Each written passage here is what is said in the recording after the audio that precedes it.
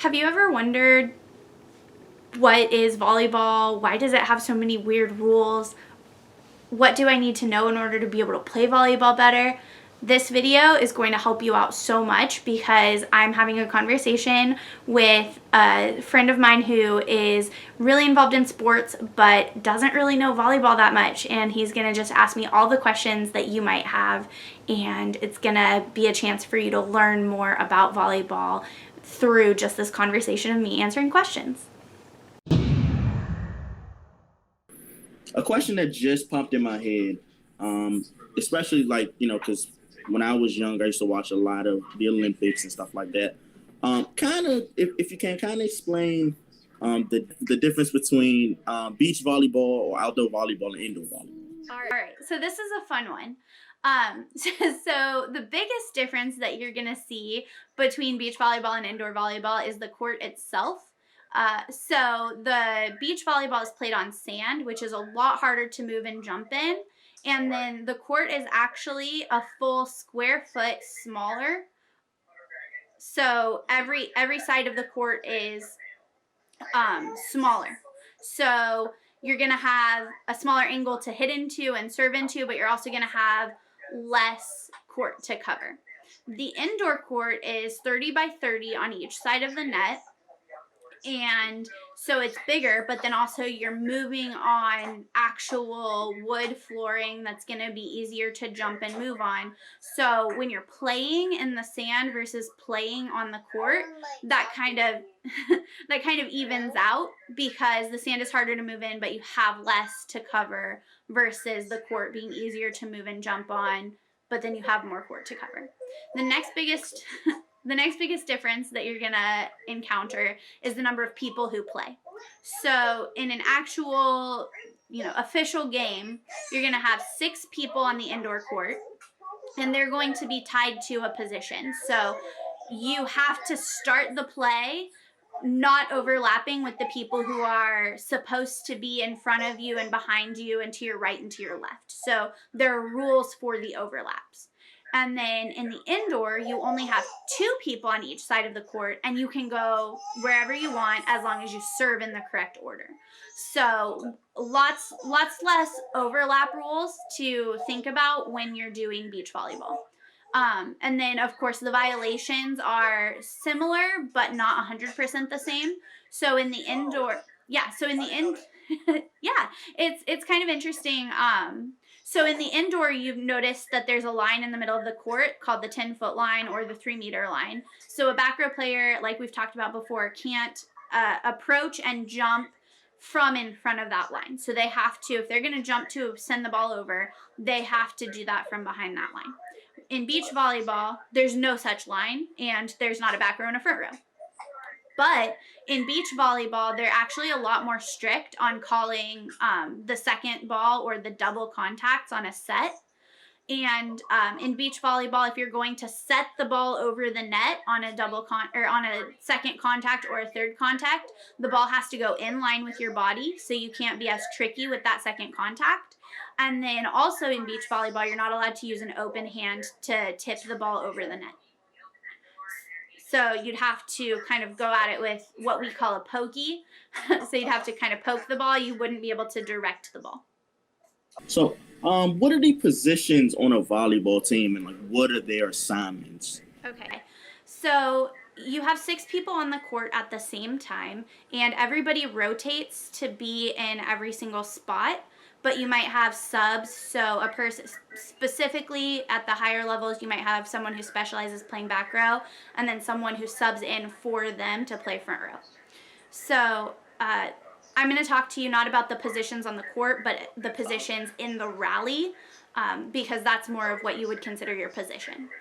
Gotcha. So what I was, and what I think is the heart of a team, which other people who weren't one might disagree with me because, I'm biased, but that's the setter. And so this is the person who you might notice as you watch, the same person tends to get the second ball every single time that the ball comes onto their side of the net.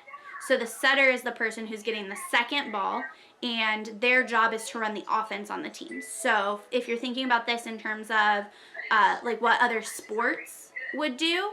This is like your football quarterback, because they are controlling the offense. Deciding which receiver to throw to is a lot like deciding which hitter to set the ball to. So, yeah. And then there's lots of plays that you can run that the setter might call or that the hitters might call, depending on how your offense is set up. Just like if you're doing an audible versus like a pre-planned play in football. If you wanted to compare it to basketball, this is like your point guard, right? Controlling the ball, controlling the offense. So I like the setter position. That's what I used to do. And then you might also have noticed that there's a person with a different colored jersey than everybody else who goes in. That's called your libero or libero. And it's the Italian word for free, because this person does not count as a sub. So this person can go in for anyone on the court. Everybody else can only go in for that same one position that we talked about before. So that same spot on the floor. That's the only person that they can go in for. But everybody else, everybody else can only go in that one spot. The libero can go in anywhere for anyone, as long as she's never in the front row. So she has to stay in the back row. Yep. And then you might have a defensive specialist. So you're only allowed to have one libero on your team, but you can sub anyone else into the back row. So someone who specializes in only playing the back row, getting that first contact, but isn't wearing the different jersey, that would be a defensive specialist or a DS. And then we have different positions in the front row.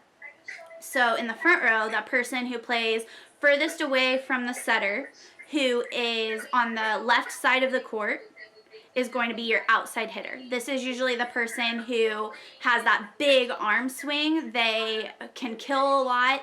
They usually this person is if somebody's going to stay in all 6 rotations at the high school or the college level, it might be a outside hitter or it might be a setter. This person is going to take the most swings, and so they're usually going to have the most kills on the team. Then you have the person who stands closer to the middle of the court, and they are called your middle blocker or your middle hitter, depending on if you have a more offensive or defensive kind of mentality on your team. Most people say it's the middle blocker, and this person's primary job, is to put up a block for the other team against the other team's offense. So get in front of where the other team's hitter is and jump up, put your arms up, make sure that they can't take the swing that they want to. Try and make it harder for them to get a kill. And then, of course, this person can also hit, just like everybody else, on the front row. But primary job, if you're thinking traditionally, is to block. And then finally, you have someone on the right side of the court. Half the time that might be your setter. So you might not have a attacker there, or half the time it could be a hitter, and that would be your right side hitter, or some people call this the opposite because they play opposite of your setter in your 6-person rotation. And this person is very similar to an outside hitter, where they're going to get a lot of swings. Their job is to put the ball on the floor. Their job also could be, if you're thinking more defensively, to be just that big person, put up a block in front of the other team's best hitter, who's going to be their outside hitter. So there's different things that you can do with that position, but traditionally they're going to be also the best person to have as a lefty, left-handed, just because the angle coming from the setter is going to be a little bit different. Sweet. Yep. And so you threw a lot of great information out there, and one question I have, this is not a question I actually wrote down, but it kind of just popped in my head. Yep. Can you kind of explain like some of the terminology, especially like for myself, being a broadcaster and getting ready to start covering volleyball this year? I want to have the terminology down pat, so like kills and blocking, and kind of explain some of the terminology that we'll hear, when it comes to volleyball. Okay. So the first thing that you need to know is people like to say bump, set, spike when they're talking about volleyball, and like no volleyball person ever wants you to say that. It's pass, set, kill, or pass, set, hit. So that first contact where you are either fielding the serve or the hit from the other team, where you're taking it underhand, kind of in your forearm area, that's going to be a pass, because you're passing the ball to your setter or to another teammate. So you're starting off the play with a pass.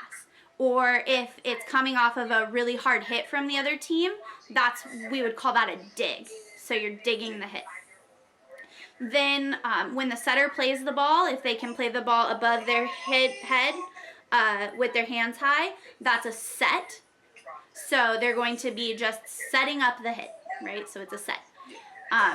If they can't get there and they have to play the ball with their passing platform, so again, that underhand kind of move, you might call that a save, depending on how bad the pass or the dig was, or you might also call that a bump set. So that's when you would use that term bump. It would be a bump set because you're bumping the ball up instead of setting it, or you could also just say that that was a set, as long as they can get a good hit off on the next play. So then that final contact that you would call is a hit or an attack. So you're trying to put the ball on the floor, and that's really your job as a hitter. That can be anyone on the court can do that, but if a person on the back row jumps up and crosses that line that you see on the court, that's called the 10-foot line. So if your foot crosses the 10-foot line and you're a back row player, that's going to be a violation. So if you see a play called and you have no idea what happened because the hit was in, but it was a back row player who did it, 9 times out of 10 it was a violation where they crossed the 10-foot line. So let's see, more terminology. A block is when you jump up and you put your arms up and you're trying to take away space from the hitter. So, yep. So a block can happen without touching the ball. This is a skill that can happen whether or not you touch the ball. All of the other skills, pretty much, you definitely are going to touch the ball when you do it, but a block, not necessarily. If you do touch it, that's when the ref will signal like this, right? So there was a touch on the play. And so if there's a touch on the block, but the ball lands out, it's going to go to the team that hit the ball, hit the attack, because the other team touched it on the block before it went out. And then if there's not a block touch, that's when your ref will signal out, and then the team goes to the point goes to the team that was blocking. So the most contentious plays in volleyball are usually deciding whether or not there was a touch on the block. So if you see people yelling at the ref, which they shouldn't do, but that's usually what happened there. And then you call it a block stuff if the hitter hits it into the block and the ball goes immediately down on the hitter's side of the net. That's usually really invigorating. That's like getting a block in basketball or sacking the quarterback in football. It's like it's a kind of a rare play. The best teams in the country at the college level might get 3 block stuffs, per match, or not really super common, but when you do it, man, it feels good. So that is some terminology that I think will help you. There might be more terminology that comes up, and if there's any specific ones you have questions on. Oh, we never talked about a kill. A kill is when you actually hit the ball and it lands on the floor for the other team, or you can also get credit for a kill if it shanks off of the arm of the defender and it's not playable. So anytime that you, with impact, put the ball to the floor or make it so that the other team can't play it. And then an ace, yes? I was just getting ready to ask about an ace. And an ace is the same thing as a kill, but off of a serve instead of off of a hit. For anyone who isn't familiar with volleyball, can you explain to me like what the scoring system is like sets, how a team scores, and etc., stuff like that? Yeah. So in club and high school and college and then international, it's a little bit different. So what you're going to see at the varsity high school level and then at the college level is you're going to have a match. That's when 2 teams play against each other. It's called a match. And then each match is made up of the best 3 out of 5 games. So your match could only last 3 games if the same team wins all 3, or it could go to 5 if you have, team A winning the first 2 sets and then team B winning the next 2, or every other one, or however it gets to a 2-2, then you'll have a 5th game. Okay. Yeah, and then the games, or you can also call a game a set. They're the same thing, game or set, used interchangeably. The official terminology is to call it a set, not a game, but volleyball people, some people will reprimand you for calling it a game. Some people are like, it's the same thing. And then each game or set is made up of 25 points. So a point is awarded for every single time that the ball goes into play. So it used to be in the olden days of volleyball that you could only win a point if you were the team that served. But but they changed that a long time ago, and so pretty much everybody who's playing now will be familiar with every single point. Every single time the ball's in play, there's a point. So games to 25, unless you get to that fifth set, that fifth game, and that is going to be to 15. So that's a shorter one, which changes how you might use your subs and who you might see enter the game. It's a lot quicker. And then in the club world, prep volleyball, and in middle school volleyball, you're going to see best 2 out of 3 instead of best 3 out of 5. And then that'll be the same for freshmen and JV as well. Oh, cool. And the fifth set going to 15, so that's kind of like an overtime type of situation. Yeah, basically. Okay. Same thing. Cool. And then traditionally, if you want to think of it like when is halftime, if you have a school that does a halftime kind of show, that'll happen more at the college level, and that'll happen between sets 2 and 3, because those are the only ones that you're guaranteed to have. After that is kind of it might or might not go there. Cool, good deal. I knew a little bit, especially like the sets and going to 25, but I didn't know all of that. That's some really good information.